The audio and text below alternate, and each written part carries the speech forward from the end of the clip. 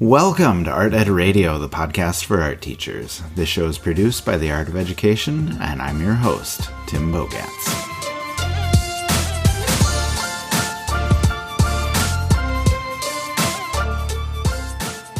It is finally here. It is the week of the Art Ed Now conference, and as always, we are going to do a full episode conference preview, and joining me today is none other than the one, the only, Abby Shukai. Abby, how are you? I'm doing great. How are you doing? I'm really excited for the conference.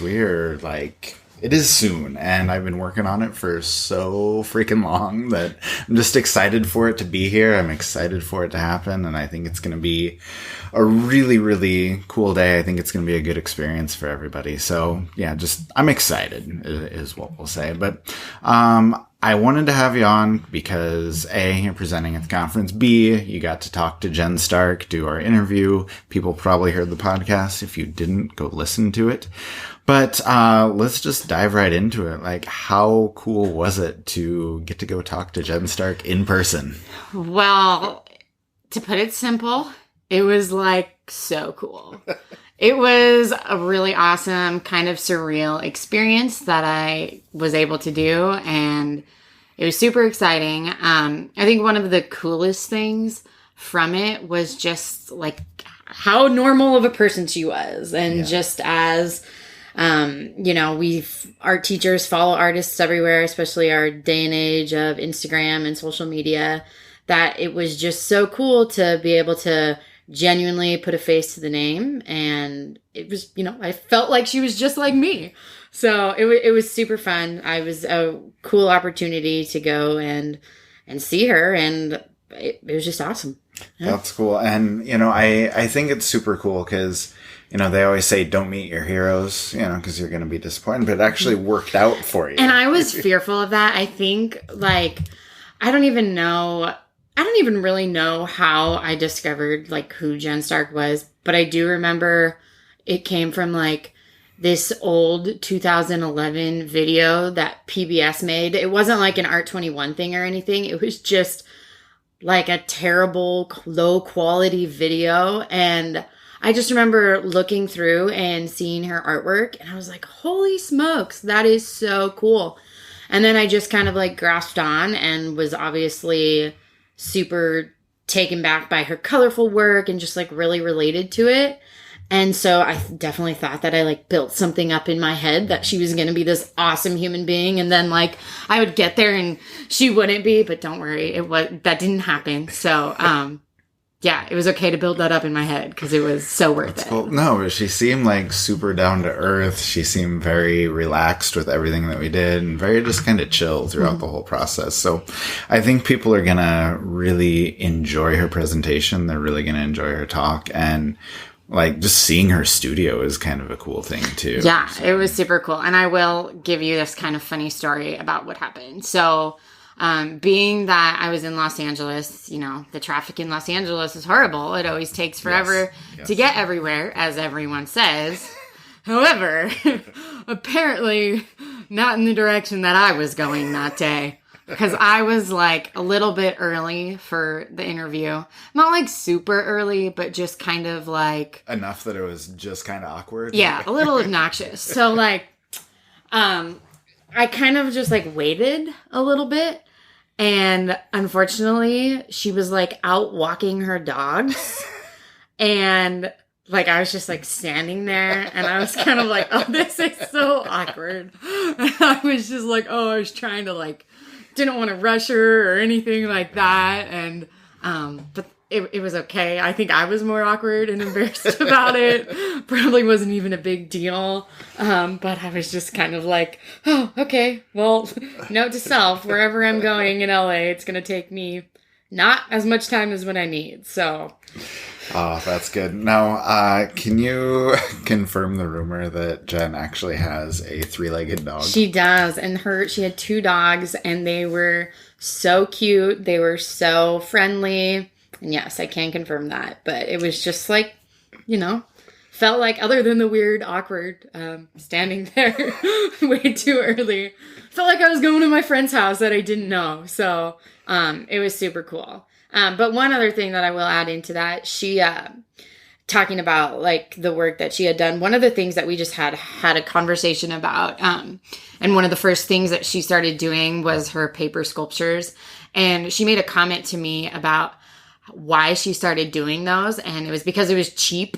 And like as a student, she had like access to that and didn't cost a lot of money because art supplies are expensive. And so that was actually something that I like shared with my students. And I think that's just like one of the cool qualities of her as an artist and how like relatable she is, because there's a lot of our students that want to explore all different types of art making, but financially it's hard. And so I just thought that was like a really cool testament that she had shared, because we can all relate to that. Oh, absolutely. And I think that's why she resonates with students so much, because if you tell her story, it's all about her, finding cheap materials and then just working her butt off. Mm-hmm. Like that's all it is. And that's what we want for our kids. Like, explore new things and work hard, and good things are going to happen. And that's like, she epitomizes that story. And so I think it's always, a really good thing to introduce artists like that to our students. So hopefully people can see her presentation and, maybe springboard that into what they're doing at in their classes. But I want to talk about the rest of the conference too, because it is obviously about more than Jen Stark. So let's chat about your presentation.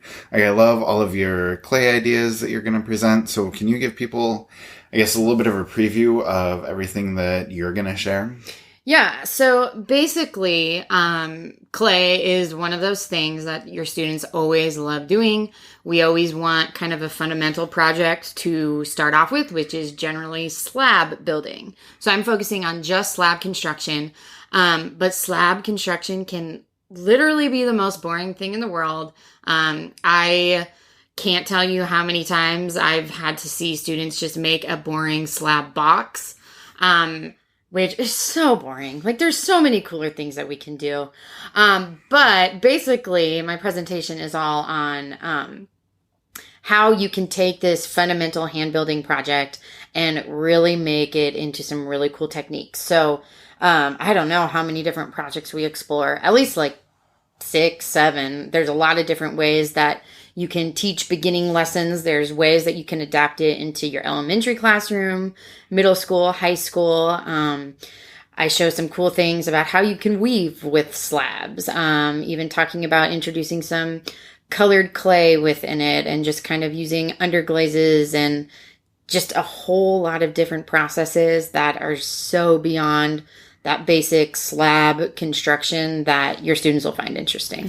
Yeah, and I think what's cool is just, looking at some of the ideas that you're going to be talking about is they are so accessible, like simple texture tools and simple ideas with glazes. And so even those teachers that are kind of intimidated by clay, like, I feel like your ideas are a good place for them to start. And some of the processes too, back in the day, I used to not have access to a kiln. And so I would do a lot of these same techniques with using air dry clay. So if you are a teacher that doesn't have access to a kiln, we even talk about that a little bit. Some of the processes can very much be applied to using your air dry clay too.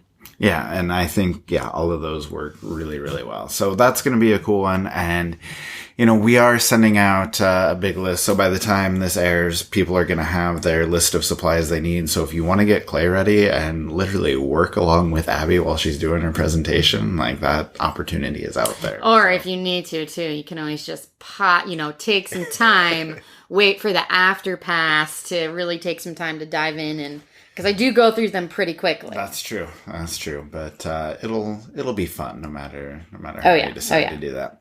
And then, just speaking of other cool things that we have going on besides the art making, you and I are actually going to be at AOE headquarters in Iowa for the conference on Thursday. It's road trip time. Like, by the time this airs, we are going to be on the road together. Which, I don't know. First of all, are you going to be sick of me by the time we're done with that? I'm already sick of you, so yes. We've been here 10 minutes, and who knows what we're going to do for hours and hours on the road together. But can you kind of tell everybody about all the cool things we have planned for kind of the conference experience when we're at headquarters? Yeah, we have lots of things planned. If you are not part of our Art Ed Now attendees Facebook group, do that because there's going to be some special things happening there. You're really just going to get to have the opportunity to have kind of a behind the scenes look at how it works. I know that if some of you guys follow AOE on Instagram, sometimes we give you a little glimpse into that. And I know a lot of our followers are kind of interested in that, how it all works. And you get to see the people behind the art of education. And so we have some fun things planned for you throughout the day. So definitely keep a lookout for that. Yeah, I think it'll be good. I think the behind the scenes thing will be really fun and like you said, give people a glimpse into what's going on at headquarters and kind of see everything that you don't normally see on conference day. And I will tell you this, Tim does put a lot into, you put a lot into, all of this conference stuff. So if you guys want to see him sweat a little bit, we'll get the behind the scenes action of that too. That's what you need is just like, well, you can follow me around on the road trip and the Instagram stories and just like rate my stress level for like the 2 days. I think I might need a GoPro for this. So yeah, we can just be in the car together and be like, Tim, what are you worried about now? And it'll be great. No, we have a lot of cool things going on behind the scenes. And I think, hopefully it'll run smoothly. Like we've done it enough times that I think we'll just provide the fun. Yeah, that'll be good.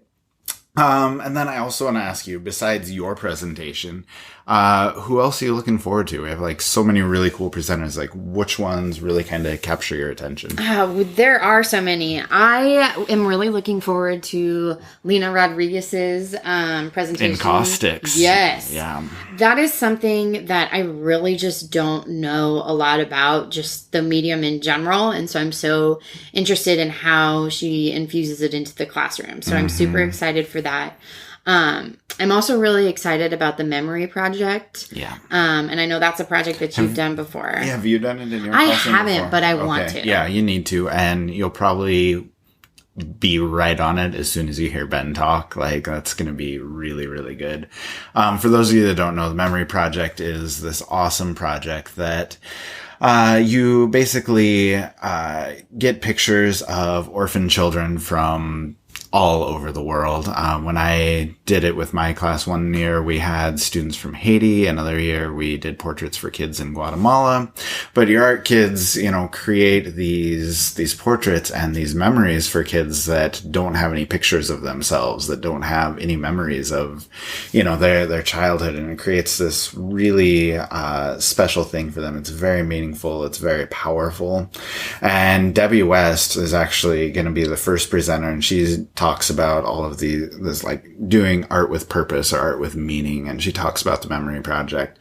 And then a little bit later, Ben, who is, the guy who started the memory project, is talking all about the experience, how powerful it can be. And I really think it's going to get people to want to do that. So that'll be a good one. Yeah. And I think I am most looking forward to those two presentations is just because I know that I'll be able to, school is unfortunately going to be starting again soon, but I know that I'm going to be able to take those ideas immediately into my classroom, which I'm super excited about. Yeah, and I want to talk about that in just a second, but I need to tell you a couple presentations that I'm super excited I'm sorry. I'm being selfish. It's okay. Well, I feel like I'm being selfish. I'm like, no, let me tell you my opinion. But no, Juanita Harmon is doing a really, really cool presentation on printmaking, jelly arts, and she's got some really cool ideas, really cool end product. And also there's jelly arts in the swag box for you to play with. So I got my swag. I saw it. It's awesome. It's really cool. That was the thing my own kids were most excited for. So that's really good. And then Ruth Post, she always does like these really fun presentations, and she's got one coming on the power of pretend. And so she's talking about all of these little like stuffed creatures and characters that she creates and puts into her elementary classroom, and it's going to be really good. So that sounds super exciting. This is a small tangent here. Yeah. But I just saw the Won't You Be My Neighbor, the Mr. Rogers documentary, which was amazing. Like, go see that. Like, I cried a lot, which I don't cry a lot, but I definitely I've heard cried. that from everybody. Like, you will cry at this movie. I haven't yeah, seen it yet, that's what I hear. it was good. It like makes me want to tear up thinking about it. No, but that kind of reminds me of that, which is like super cool.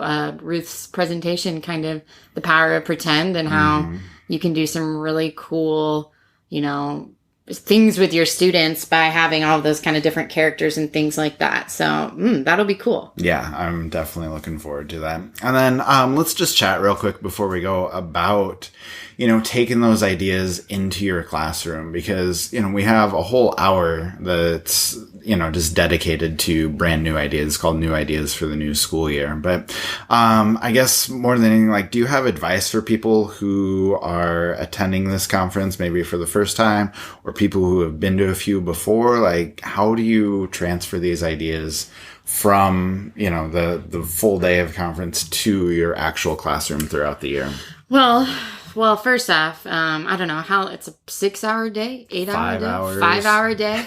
That's a lot. That's a lot. That's a long time, especially I know for like art teachers, if you think about like sitting for 5 hours, like I can't do that. Yeah. So I think really when you look at the topics that are being shared, really look at the ones that like truly interest you, as far as maybe it's a particular medium or just like content area or subject matter theme that it's going over, and kind of highlight those ones that are like, I need to know more about this, and I'm super interested in applying this to my classroom right away. So kind of focus in on those ones. Don't overwhelm yourself with everything, which is a really cool feature of the AfterPass, because, you know, we need breaks too throughout the day. So like if you have to miss a presentation, or if you can't catch it all, like it's not a big deal. You will have access to it. And sometimes it's better when you're in that like fresh mindset to do that. But basically I would just really highlight, maybe if there's a certain presenter that you just always resonate with, like an article or some of the things that they share on social media, go for that, select that, and then kind of just look at those subject areas that are something you are truly interested in. Because if you already don't have a little bit of an interest in the subject being presented, you're probably less likely to apply it into your classroom. So really look at those things that might actually be applicable to you, so that when the school year comes, you're ready to go and try some new things. Yeah, I think that's good advice. I'll just say a couple things, you know, as far as making the most of the day itself. I would say, number one, make some art. You know, we have presentations every hour that give you the chance to actually get hands-on to create. And in general, as teachers, we don't take enough time to do that. So even if you're not going to get a project all the way finished during that 10 or 15 minute presentation, you can get a good start. And, you know, maybe that's going to be the impetus for you to create more work, which I think we should always be doing. And number two, I would say get involved with the chat. You know, we have the live chat going all throughout the day. We have thousands of art teachers together talking about that. And there's so many more valuable ideas and valuable conversations going on there that you can get a lot from that as well. So I think those are good things. And then just one other thing that I was going to share, Lindsay Moss last year talked about when she goes to the conference, she likes to get one idea that she wants to try right away, like that first week of school, or, you know, happening really soon. Another idea that they'd like to try, you know, she'd like to try within a month or so, within a week or within a month, you know, so kind of a medium term thing. And then just one idea that long term, like, I really want to try this eventually in my classroom. And if you just kind of keep an eye toward that, you know, as you're going through things, then I think that really helps you kind of pay attention and focus on what's important. So yeah, that, I don't know, if you follow that advice, hopefully I can make your day more worthwhile. But we'll go ahead and wrap it up here. Yeah, and if you guys want to hear more from Abby or more from me, Art Ed Now conference on Thursday. It's going to be super exciting. So can't wait. And don't forget to follow along on our journey. It's going to be exciting. Instagram stories is going to be spectacular. Yeah, Tim better come up with a good music playlist. Otherwise, he's getting out of the car. Cool. Cool. Abby, thanks for joining me. And yeah, we'll be hanging out way too much over the next couple days. So we'll see if we both survive. Thanks to Abby for chatting with me. Now, like we talked about, by the time you hear this episode, she and I will be on the road driving together to AOE headquarters to finish preparation for the conference. And we will be coming to you live from headquarters on the day of, which is Thursday, 2 days away. And honestly, I could not be more excited for this conference. I love the lineup. You guys are going to be so excited about the videos. You know, I love the art making opportunity, and I especially love the social aspect of the chat. You know, the presenter, Q&A, and just all of the art teachers who are attending and sharing ideas. Okay, it makes for a great event. Now, before we go, I need to give a shout out to Artsonia for their help with the Art Ed Now conference. They are one of our platinum sponsors. And I go way back with Artsonia. I want to say I started using it like 9 or 10 years ago. And it was around long before I even jumped on there even. So, you know, we're old friends. Okay? And I remember when they started doing artist statements. I remember when they started doing classroom mode. And it seems like they just keep rolling out these new features that are always incredible, always helpful for teachers. And this fall, they're going to be added again. So first, 2 things they wanted me to tell you about. First, they're going to be allowing videos to be submitted to student portfolios. So along with your artwork images, you can also submit videos now. Secondly, they're also going to allow artworks and videos that have students' personal information contained in them, like photos of students, for example, which can also be published in the student portfolios. So those individual pieces of work will be part of the student portfolio, okay, the ones with the personal information, but they will stay hidden and only be available to the parent in their logged in area. So in other words, teachers can publish their students' entire portfolios, including videos and photos of students on Artsonia. And when you are publishing the artwork or the video, okay, you are going to select whether or not it has student personal information in it. And that'll determine whether the artwork will be posted publicly in the school gallery or simply be available for the parent in the private gallery. So make sure you're on the lookout for those new features this fall. And if you have not yet used Artsonia, first, what are you doing with your life? And secondly, make sure you go find them at artsonia.com. All right, that is it. So make sure you're with us on Thursday for the conference. And in the meantime, make sure you check out the AOE Instagram page for some of Abby and my road trip adventures. Also join our Art Ed Now attendees Facebook page. There'll be some really cool updates happening and some fun behind the scenes action on the day of the conference. Now, like I said, there are so many great things happening at the conference. Teachers talking, presenting, sharing ideas. It is the best PD that you can get in the summer. If you sign up, you will not regret it. You'll be going into this year with so many new and amazing ideas, and you will be a better teacher at the end of Thursday than you are right now. So hopefully we'll see you there.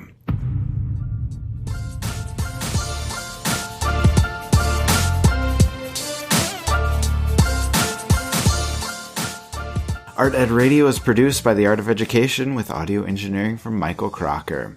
One last push for the conference. Today is literally the last day to register. Okay, you don't want to miss this, so go sign up for the conference at artednow.com. Use the YouSave20Now discount code that I've been talking about. That's YOUSAVE20NOW to take $20 off your conference registration. YouSave20Now. Okay, we will see you on Thursday, and next week we'll have a recap here on the podcast of the entire conference event. As always, thank you for listening. We'll talk to you next week.